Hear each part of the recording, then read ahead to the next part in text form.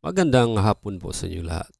Ngayon po ay January 22, 2026. Araw po ng Huwebes. Ito po ang resulta ng 2D Lotto at 3D Lotto ngayong 2 p.m. draw. Kung bago ka pa lang sa aking channel, pwede kang mag-like, share, at subscribe para updated kayo sa mga PCSO lottery results araw-araw. Para sa 2 p.m. draw ng 2D Lotto, ito po ang mga winning numbers.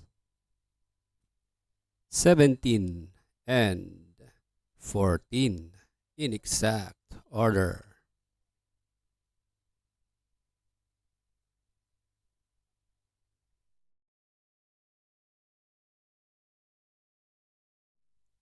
Para sa 3D Lotto ngayong 2 p.m. draw, ito po ang mga numerong lumabas.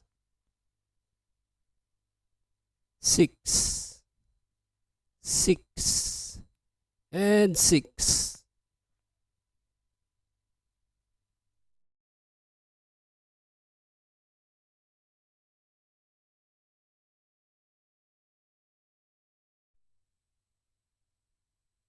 Congratulations po sa lahat ng nanalo. At kita-kits po tayo mamayang 5 p.m. draw. Thank you for watching. God bless us all.